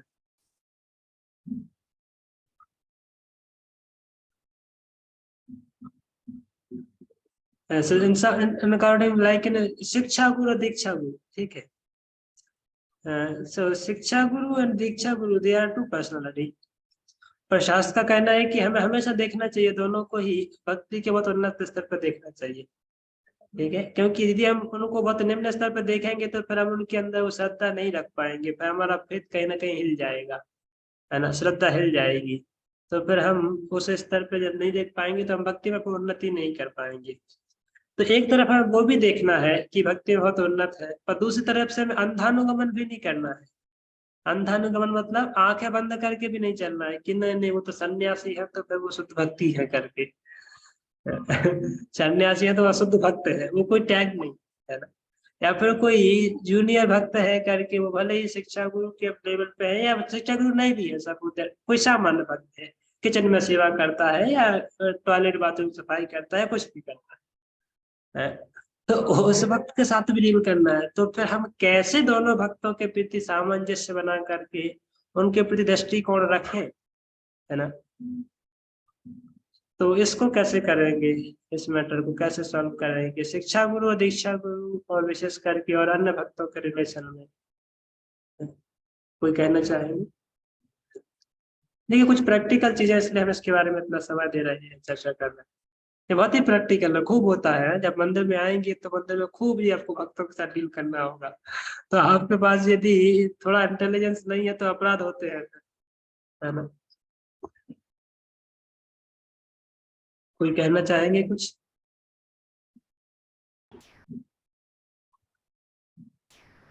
प्रभु जी इसके लिए तो अध्ययन पे विशेष ध्यान देना चाहिए। जितने भी हमारे भागवतम है या गीता है, इनका अध्ययन जितना करेंगे उतना हमें बोध होगा कि ईश्वर भगवान की क्या, जो आप तत्व बोल रहे थे, तब भगवान ईश्वर के तत्व को जानने वाले कैसे लोग हैं, वो किस तरह से ईश्वर को देखते हैं। बच्चा है तो वो भगवान को किस रूप में देखता है, अगर कोई वृद्ध है तो वो भगवान को किस रूप में देखता है, सन्यासी के लिए उसका क्या रूप है, या तो इन सब के बारे में हमें अध्ययन से ही पता चल सकता है। क्योंकि एक वो फैक्टर हो सकता है कि हम शास्त्र अध्ययन करेंगे, भक्तों का संग करेंगे, तो हमें कम से कम ये आइडिया तो लगेगा कि भाई भक्त में भी अलग अलग कैटेगराइजेशन, जी तो किसके साथ कैसे डील करना है। ओके, हरे और कृष्णा कोई? प्रभु जी। हाँ। प्रभु जी, शिक्षा गुरु और दीक्षा गुरु को हम इस मतलब ऐसे कह सकता हूँ कि दीक्षा गुरु जो जिससे दीक्षा ले ली हो, और शिक्षा गुरु हम उन्हें कह सकते हैं जो जिनसे हमारे डाउट सॉल्व हो रहे हैं, वो हमारे शिक्षा गुरु है। तो मे बी जो कैलिबर नॉलेज में ज्यादा है, भक्ति तो ऑफकोर्स होनी चाहिए, तो उसमें भी जिनका नॉलेज ज्यादा है, जो हमारे डाउट सॉल्व कर मतलब हमें भक्ति में आगे बढ़ने में हेल्प कर पा रहे हैं, वो हमारे शिक्षा गुरु होंगे। वो तो है, पर हमें उन दोनों के बीच में उनके साथ कैसे इस संबंध को कोलैबोरेट करके रखना है, ताकि हमें भक्ति में उन्नति भी करने का एक हायर एस्पिरेशन भी मिले, ताकि और साथ ही साथ हम उन दोनों का रिस्पेक्ट भी उनके लेवल पे एक अच्छा तरह से एक डीप फाउंडेशन भी रख पाए दोनों की। प्रभु जी एक्चुअली क्या है, मुझे तो एक्सपीरियंस है नहीं इतना गुरु के उसमें, कोई भी गुरु का। सो मैं भक्तों के पर्सपेक्टिव में बोल सकता हूँ कि अगर न्यू डिवोटीज है तो उनके साथ हम कैसे उनको इंट्रोड्यूस करा सकते हैं भक्ति से, कुछ कुछ अच्छी ऐसी चीजें जिससे वो और ज्यादा अट्रैक्ट हो भक्ति के लिए, उस तरीके से डील कर सकते हैं। फिर जो हमारे लेवल के डिवोटीज उन सब डिस्कशंस कर सकते हैं, और जो हमसे थोड़े ऊपर के लेवल के हैं उनके साथ हमारे कुछ डाउट्स उसको क्लियर कर सकते हैं। डिवोटीज के सर्कल में हम ऐसे डीलिंग कर सकते हैं। आई थिंक आप हमारे प्रश्न को पकड़ नहीं पा रहे हैं कि आप पूछना चाहते हैं।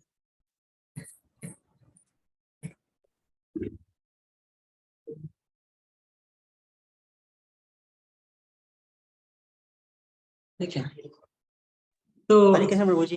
हाँ, मैं बोलूं? हाँ बोलिए, आप बोल लीजिए, सबको बोलने के लिए हम प्रभु चाहते जी, हैं। मेरे माइंड में ऐसा आ रहा है कि जो दीक्षा गुरु शिक्षा गुरु है उनको अपने हृदय से भाव देना चाहिए, यानी कुछ भी दोष दिखना नहीं चाहिए दोनों में। ऐसा भी हो सकता है ना, भाव के बिल्कुल साथ? ऐसा ही होना चाहिए, ये तो बेस्ट है। यदि कोई ऐसा कर पाए तो वही वास्तव में उन्नत भक्त है, वही शुद्ध भक्त है। शिक्षा को उतना उन्नत नहीं हो सकती जितना तो उन्नत वो हो गया, तो अच्छा है। पर तो वो हमेशा ही शुद्ध भक्ति को एकदम एडवांस लेवल पे जाके करेगा, भले ही शिक्षा गुरु दीक्षा गुरु भले ही शुद्ध भक्ति न करता हो, पर वो वक्त जरूर शुद्ध भक्ति कर।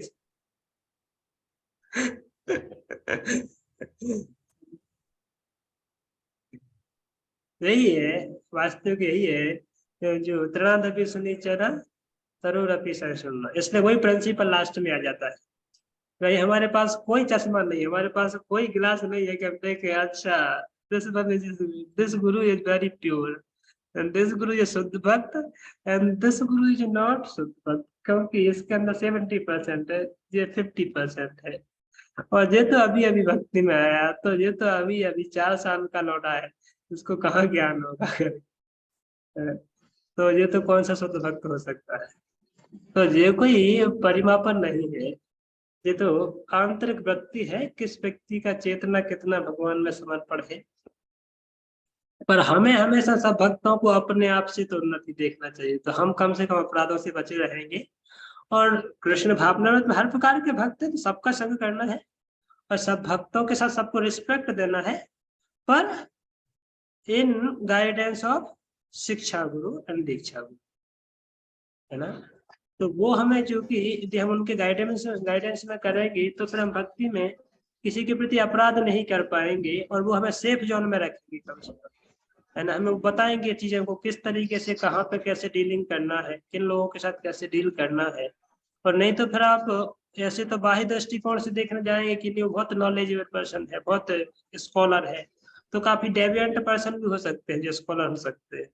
यदि आप बिना शिक्षा गुरु को इन्फॉर्म किए बिना या बिना गुरु की परमिशन लिए बिना आप ऐसे लोगों का संग कर लिए तो भक्ति से नाश भी हो जाएगा, है ना। तो कोई मायावादियों का ऐसे निर्विशेषवादियों का संग कर लीजिए, बहुत स्कॉलर होगा सब होते हैं, आपने संग कर लिया तो भक्ति से नाश भी हो सकता है। और भक्ति के अंदर भी इवन ऐसे ऐसे कुछ भक्त मिल जाएंगे कि जो थोड़ा प्रॉपरली बहुत ज्यादा फिलोसफिकल एस्पेक्ट को समझते नहीं है, तो फिर ऐसी संगति कैसे करके भी हमें नुकसान पहुंच सकता है। तो कहने का मतलब है कि हमारे भक्ति मार्ग में जो भी है, हमारे शिक्षा गुरु या दीक्षा गुरु वो किस लेवल पे है, वो दैट डजंट मैटर, है ना। वो तो हम चेक नहीं कर सकते, पर वो तो केवल कृष्ण ही चेक कर सकते हैं कि कौन किस लेवल पे है। पर एटलीस्ट सम्मान देने में तो क्या जाता है ना। सम्मान देने में उनके लिए क्या हो जाता है। और हमें भक्ति में फिर किससे कितना, किसके भक्ति क्या है कि आचरण ना, उनके जीवन को हमें देख करके उनसे सीखना है, जीवन में उतारना है। तो उसके लिए तो कोई गुरु रोकने वाले नहीं है ना, चाहे वो शिक्षा गुरु हो चाहे दीक्षा गुरु हो। आप भक्ति विनोद ठाकुर से इंस्पिरेशन मत लेना या शिल प्रभुपाद जी से इंस्पिरेशन मत लेना। ऐसा कोई बोलने वाला है क्या, कोई शिक्षा गुरु या दीक्षा गुरु है? ऐसा तो कोई बोलने वाला नहीं है। या कोई सपोज कोई दूसरे ही मंदिर में भक्त है, तो हो सकता है आपकी सेवाओं में यदि वो आपको प्रवृत्त रखे हैं, कहीं पे आपकी सेवाओं में कहीं पे लगा के रखा है, तो हम जंप मार के भी जा नहीं सकते, अरे नहीं नहीं प्रभु जी आप तो सेवा में लगा के रखते हो। वो प्रभु जी देखो एकदम छूट देते हैं, वो एकदम शुद्ध भक्ति कराते हैं, आराम से कुछ काम नहीं है, आराम से बैठ करके माला का जाप करो, और वो शुद्ध भक्ति कराते हैं। हम तो वहां पे जा रहे हैं, है ना। तो ये भी क्या हो जाएगा, ये भी एक सेंटिमेंटल, है ना, भावुकता हो जाएगी केवल मन की। तो हमें हमेशा प्रयास करना चाहिए कि अपने गुरु को प्रसन्न करने के लिए, क्योंकि जीवन में जो भक्ति का रास्ता है वो गुरु की प्रसन्नता ही है ना। इसलिए प्रभुपाद जी लिखते हैं भगवत गीता में कि गुरु की प्रसन्नता ही आध्यात्मिक जीवन का चरम सिद्धि है।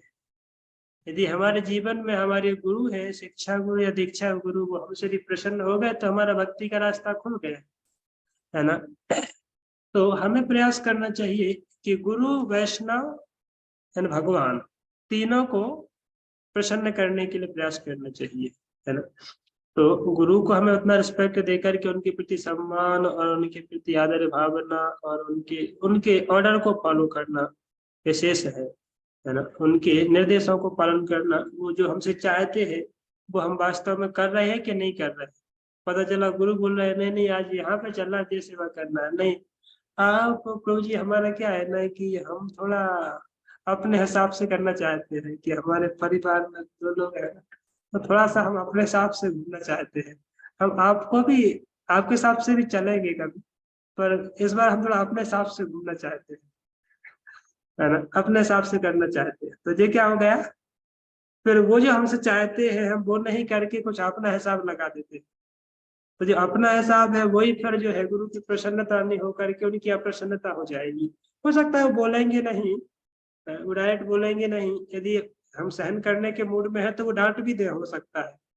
और यदि गुरु हम्बल है तो वो डांटेंगे भी नहीं, हो सकता है छोड़ दे आपको लिबरल भाव में, ठीक है आप अपने हिसाब से देख लो फिर आपको क्या अच्छा लगता है, ऐसा बोल करके छोड़ भी दे। पर वो उससे बहुत ज्यादा प्रसन्न भी नहीं होंगे, है ना। तो उससे बहुत ज्यादा प्रसन्न नहीं होंगे क्योंकि हम उनके मूड को नहीं समझ पाए, हम अपना ही मूड लगा दिए अपने काम के लिए, है ना। तो बात है कि उस स्थिति में हमें, यदि हम वास्तव में पूर्ण शरणागत है तो उनके लिए जीवन को यदि समर्पण करके रखेंगे और उनकी इच्छा के हिसाब से, उनकी भाव के हिसाब से अपने जीवन को यदि हम अपने लिए समर्पित कर पाएंगे तो वो एक बहुत बहुत फास्ट उसमें प्रोग्रेस होता है, क्विक प्रोग्रेस होगा, पता भी नहीं चलेगा कि कैसे। तो इसलिए प्रभुपाद जी लिखते हैं कि आध्यात्मिक जीवन की प्रगति गुरु की प्रसन्नता के ऊपर ही निर्भर करती है। The degree we are surrendered to our Guru, Vaishnav, and that degree, and we will be become advanced. तो हम उसी स्तर पर जाकर के एडवांसमेंट करेंगे, उस स्तर पर जाकर के उन्नति कर पाएंगे। पर नहीं तो हम सोचेंगे कि नहीं नहीं ठीक है गुरु है, एक बनाने के लिए बना दिए, पर इतने ज्यादा क्या गुरु गुरु गुरु उन्हीं के पीछे भागता रहना, और कोई हम नहीं, क्या हमारे अंदर बुद्धि नहीं है क्या, हम नहीं कर सकते हैं क्या। तो फिर ऐसा जो है विचार है वो व्यक्ति को आध्यात्मिक मार्ग में उन्नति नहीं करना देगा, है ना। वो अपने ही कुछ लॉजिक लगाता रहेगा, तो उसी में दोष दृष्टि आ जाएगी, दोष देखना चालू हो सकता है ना। और गुरु को भी अपने हिसाब से समझना चाहिए कि शिष्यों को या उनके जो अंडर गाइडेंस में उनको थोड़ा सा एक लिबरल तो होना देना, उनको एक फ्रीडम देना चाहिए, उनको भी थोड़ा सोचने के लिए समय देना चाहिए कि ताकि वो भी सोच पाए और अपनी इच्छाओं को प्रकट कर पाए, उनके हृदय में भी क्या चल रहा है, उनके हृदय को भी समझना चाहिए। गुरु ऐसा नहीं कि नहीं मैंने जो बोला आपको वही करना है, डोंट थिंक अदरवाइज। और कुछ सोचो मत, बंद माइंड को बंद कर दो, ताला डाल दो। ऐसा जो बोलता है तो फिर वो वास्तव में वो उतना रिस्पॉन्सिबिलिटी से गुरु और उस पद को निभाने की योग्य नहीं समझा जा सकता है। तो गुरु अपनी तरफ से वह काफी लिबरल होते हैं और फ्रीडम उनको देना चाहिए, भक्तों के भाव को भी समझना चाहिए कि वो क्या चाहते हैं उनके जीवन में। एट द सेम टाइम उसमें उनकी अधोगति ना हो जाए, उसके लिए उनकी चिंता रहनी चाहिए कि वो कैसे उनको अच्छा से अच्छा दे पाए, बेस्ट दे पाए, उसके लिए उनका प्रयास क्लियर। तो आई थिंक काफी सारा डिस्कशन हो गया। आप किसी को कोई डाउट अभी भी रह गया है क्या? कोई डाउट रह गया तो पूछ सकते हैं। हरे कृष्ण प्रभु जी। हाँ। जो हमारे दीक्षा गुरु हैं वो किसी और के शिक्षा गुरु भी तो होंगे कि ऐसे बिल्कुल नहीं होता? बिल्कुल होंगे। तो जो दीक्षा गुरु होते हैं वो शिक्षा गुरु भी होते हैं? बिल्कुल हो सकते हैं। हम हो सकता है हम उनसे शिक्षा, हम उनसे दीक्षा ले लिए तो हम उनके वो हमारे दीक्षा गुरु है, पर वो अपने लेवल पे जो उनके समकक्ष हैं या थोड़ा उनसे नीचे हैं, वो एक उनके साथ फ्रेंडली डीलिंग करते होंगे तो उनको वो शिक्षा देते होंगे, तो उनके वो शिक्षा गुरु हो सकते हैं। पर हमारे लिए वो दीक्षा गुरु है, उनके लिए शिक्षा गुरु हो सकते हैं। ठीक है। ओके, और कुछ ठंडा क्लियर? ओके, तो चैप्टर को थोड़ा सा आगे बढ़ाते हैं। हृदय का परिवर्तन, नहीं तो फिर होगा नहीं, भागो तो आगे नहीं बढ़ेगा। तो भक्ति इसलिए हम चर्चा कर रहे थे कि भाई वो हम जो विश्वनाथ चक्रवर्ती ठाकुर का पॉइंट लिए कि जिस स्तर की हमें भक्ति उस स्तर के भक्तों का संग भी आवश्यक है, पर दूसरा हमें कोई चश्मा लगा के देखना नहीं है अच्छा कौन शुद्ध भक्त है। अच्छा अचिंत गोपी माता जी, अचिंत माती माता जी शुद्ध भक्त है? नहीं, मुझे शुद्ध भक्त नहीं, देखो इसके अंदर कुछ गलती है ना। क्या गलती है? अरे पता नहीं दूसरों के बारे में क्या है, शुद्ध भक्त नहीं, खत्म, हटा इनको रास्ते से। जितनपुर, जितनपुर शुद्ध भक्त है? नहीं, यही बहाना मार, खत्म, उनका भी हटाओ। ऐसे करके सबको कुछ, क्योंकि संसार में जितने लोगों को चश्मा लगाएंगे उनके अंदर कुछ ना कुछ आपको दिख ही जाएगा, है ना। तो ऐसे खत्म करते जाएंगे तो लास्ट में आप अकेले ही बचेंगे, शुद्ध भक्त बचेंगे, बाकी सब अशुद्ध भक्त हो जाएंगे। तो वो चश्मा लगा के हम किसी को जज नहीं कर सकते, इसलिए तृणादपि सुनिचेन तरोरपि सचना, कि हम हमेशा अपने विनम्र भाव में रह करके सब भक्तों को अपने से सीनियर देखेंगे, अपने से उन्नत देखेंगे और भगवान से प्रार्थना करना चाहिए, भगवान हमें बेस्ट दीजिए। देखिए एक चीज और ध्यान रखिएगा, बहुत इंपॉर्टेंट पॉइंट है कि हम केवल दूसरों से ही एक्सपेक्ट नहीं कर सकते कि हमें शुद्ध भक्त ही मिलना चाहिए, क्योंकि मैं शुद्ध भक्त चाहता हूँ ना अपने जीवन में, इसलिए हमें शुद्ध भक्त ही मिलना चाहिए। वो भगवान अरेंज करते हैं, हम किस कैटेगरी के भक्त हैं उसी कैटेगरी का थोड़ा सा उन्नत हमें मिलेगा। जो कोई पति पत्नी होते हैं, कोई शादी होती है, तो कोई बोलेगा नहीं नहीं वो मैं तो अनपढ़ गंवार हूँ पर मुझे पीएचडी वाला मिलना चाहिए, पति वाला मुझे पीएचडी किया होना चाहिए। या वो पति सोचे नहीं नहीं मैं तो संभव पढ़ नहीं पाया, मैं तो गंवार था उस समय, पर मेरी पत्नी होना चाहिए, काफी क्वालिफाइड होना चाहिए, तो मास्टर्स करके मुझे मिलना चाहिए। तो ऐसा होगा क्या? ऐसा नहीं होगा, है ना। तो हो सकता है थोड़ा बहुत ऊपर नीचे तो फर्क होगा, ऐसे सामान्य समाज में भी देखा जाता है कि यदि कोई 12वीं पास किया है और बच्ची 10वीं पास की है तो फिर भाई शादी कर दो, एक मैच बैठ जाता है कि 10वीं 12वीं है तो एक इक्वल जैसे है, थोड़ा सा अंतर है ना। और कोई पीएचडी किया है और बच्ची मास्टर की है तो फिर ठीक है शादी हो सकती है, कर दीजिए। या फिर दोनों ही पीएचडी किए हैं तो भी हो सकता है ना। तो उस एस्पेक्ट में देखना चाहिए कि भाई हम भी शुद्ध भक्त को, हम जो आकांक्षा कर रहे हैं कि मेरे जीवन शुद्ध भक्त ही मुझे गाइड करना चाहिए, तो क्या हम भी शुद्ध भक्त हैं क्या? कि हम शुद्ध भक्त की आकांक्षा कर रहे हैं कि नहीं मुझे शुद्ध भक्त मिलेगा तो ही मैं गाइडेंस लूंगा, नहीं तो नहीं लूंगा, सबको हटा दूंगा, है ना। तो उस चीज को भी हमें आशा नहीं कर सकते। हम जिस लेवल के हैं उस लेवल का हमें मिलेगा गाइडेंस, उस लेवल का गाइडेंस हमें कृष्ण अरेंज करके देंगे, है ना? क्लियर? तो इसलिए हम दोष नहीं देख पाएंगे, क्योंकि प्रारब्ध आ जाता है। तो बेटा आपका क्या स्तर है, भगवान ने आपको वही बेस्ट दिया है, इसलिए उसी में खुश रहो, उसी में खुश रह करके और उसी में अपने भाव को उन्नत बनाओ और उसके लिए थैंकफुल रहो। जब थैंकफुल जब उसी में रहोगे तो फिर कृष्ण आपको और भी उन्नत स्थिति देंगे।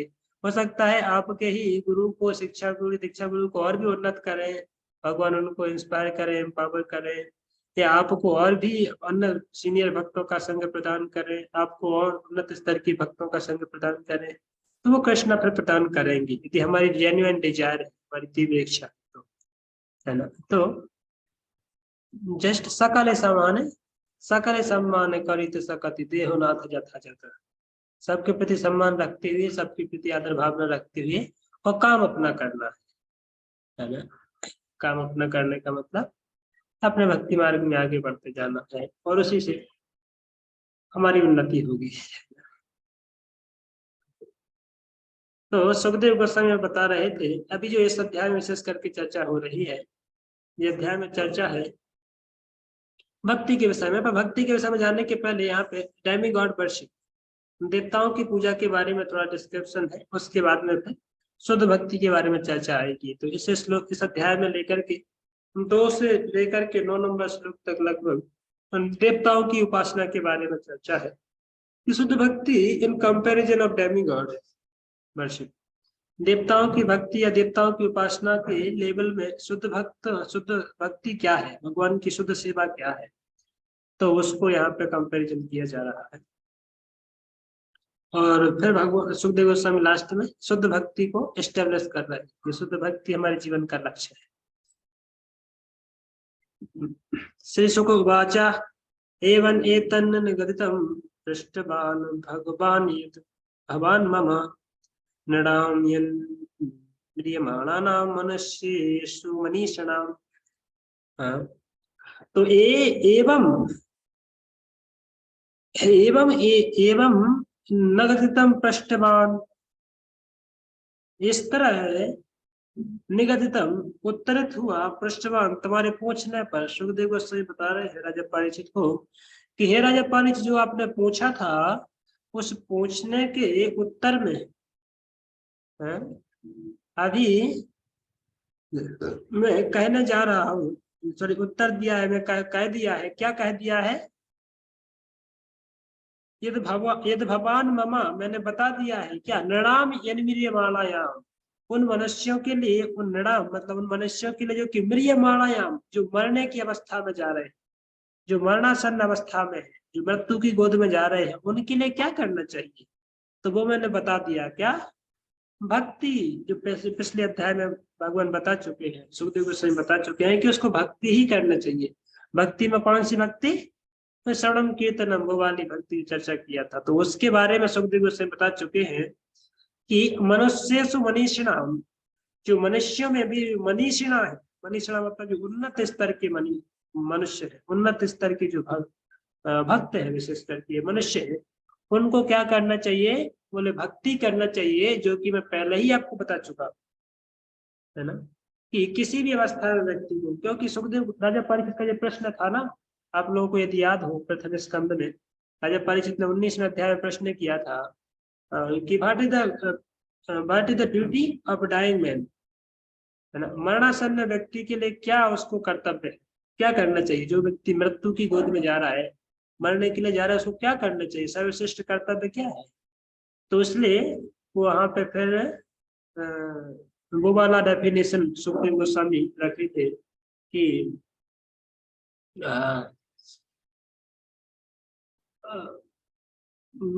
भगवान की भक्ति ही एकमात्र सर्वश्रेष्ठ माध्यम है। भगवान की भक्ति ही एकमात्र माध्यम है, वही करना चाहिए व्यक्ति को, हरि सर्वत्र सर्वदा। वो कौन सा श्लोक था? बहुत अच्छा श्लोक था।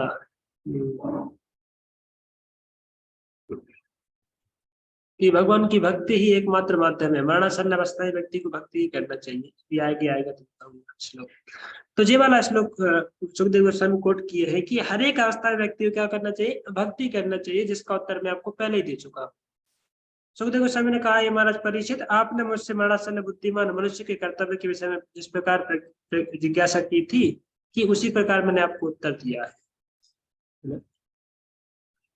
प्रभुपाद जी ने कुछ तात्पर्य में लिखा है कि मनुष्य समाज में लाखों करोड़ों नर नारी है, लाखों करोड़ों लोग हैं, पर वो सब अज्ञानी है, प्रायः अज्ञानी है, मूर्ख है। क्यों? उनको पता नहीं है कि जीवन में करने योग्य क्या है, क्या करना चाहिए जीवन के लिए, बेस्ट वर्ग क्या है जीवन में, उनको पता नहीं है, क्योंकि ज्ञान के अभाव होने के कारण। तो इसलिए व्यक्ति को चाहिए कि आत्म जिज्ञासा करे और आत्म जिज्ञासा करके जीवन के लक्ष्य के विषय में पहचाने, जीवन के लक्ष्य को पहचाने कि उसको भक्ति एकमात्र जीवन में करना उसका काम होना चाहिए। प्रभुपाद जी लिख रहे हैं तो यहाँ पर मनीषिणाम अर्थात बुद्धिमान का विशेष प्रयोग हुआ है। महाराज परीक्षित, जैसे मनीषिणाम को भगवान कृष्ण के चरण कमल ग्रहण करने चाहिए, तब भगवान के पवित्र नाम तथा उनकी लीलाओं का श्रवण कीर्तन आदि में अपने को लगाना चाहिए, क्योंकि ये सब हरि कथामृत, यह कृत्य विशेष रूप से मरणासन्न व्यक्ति के लिए संस्तुत है। प्रभुपाद जी राय उसी पॉइंट पे कि but the duty of dying man, Prabhupad ji से the duty of dying man is chant the holy name of Krishna, hear about Krishna and remember about Krishna. श्रवणम कीर्तनम निस्वर्णम। तो यही जो भक्ति के प्रोसेस है, भक्ति के रास्ते, यही करना है और कुछ करना नहीं है। चाहे आप जिंदा हो तो भी वही करना है, मर रहे हो तो भी वही करना है, बीमार हो तो भी वही करना है, और कुछ भी कर रहा हो, करना क्या, एक ही करना है। क्या करना है? उन्हें श्रवण कीर्तन का ही फोकस करना है। भक्ति के जो विधि है, विशेष करके श्रवण कीर्तन, इसी के ऊपर फोकस करना है। अपने मन को भगवान की दिव्य लीलाओं में लगाना है, जिसको हरि कथामृत बोला गया है। भगवान की हरि का कथा रूपी अमृत को पान करना है।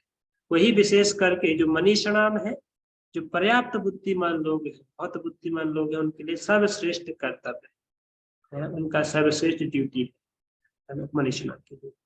अब लोगों को लेट हो रहा है तो फिर मैं इसको नहीं लूँ, नहीं तो फिर मैं 10 श्लोक लगभग कंप्लीट करने का, 9 श्लोक कंप्लीट करने का सोच रहा था, जहाँ पर डेमी गॉड वर्शिप, देवताओं की उपासना के बारे में चर्चा है, कि छोड़ दें अभी यहाँ तक। कोई जाना है किसी को अर्जेंट? जाना है पल्लवी माता जी, और कोई जाना चाहते हैं? और सब न्यूट्रल है। प्रभु जी कल ही कर लेते अब। कर थक गए होंगे ना, काफी हो गया। ठीक है, और अधिक परेशान नहीं करेंगे, पर ध्यान रखिएगा आप लोग समय पे आइए, क्योंकि समय पे भी स्टार्ट करेंगे तो फिर थोड़ा सा हमारा अच्छा सा डिस्कशन हो सकेगा। लेट करके 10-15 आ जाओ, आप लोग 15 मिनट लेट आए, ऐसा मत कीजिए, 15 मिनट लेट मत आइए, नहीं तो समय पे जो लोग पहले आ जाते हैं वो वेट करते रहते हैं। तो उन लोगों के जीवन को भी समझिए, नहीं तो 15 मिनट यहाँ पे खींचूंगा तो अभी आपकी हालत टाइट होगी। तो आपने उनको पहले 15 मिनट खींच दिया, हमने बाद में 15 मिनट खींच दिया, तो वो तो बेचारे परेशान हो गए आधे घंटे की।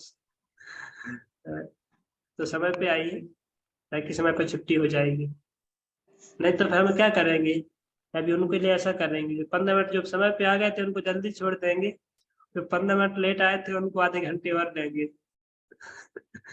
तो फिर बराबर हिसाब किताब हो जाएगा। ठीक है, तो यदि अपने साथ अन्याय नहीं चाहते हैं, दूसरों के हरे साथ कृष्ण अन्याय।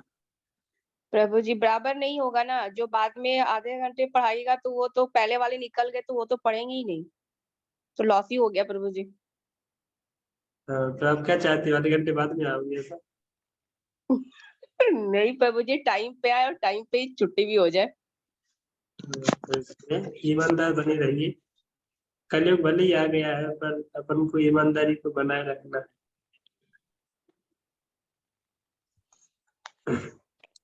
ठीक है, अभी कोई प्रश्न नहीं है तो फिर यहीं पे रखते, कल मिलाएंगे। हरे कृष्ण प्रभु जी, दंडवत प्रणाम। हरे कृष्ण हरे कृष्ण सभी को। हरे कृष्ण। हरे कृष्णा प्रभु जी, दंडवत प्रणाम। तब प्रभु जी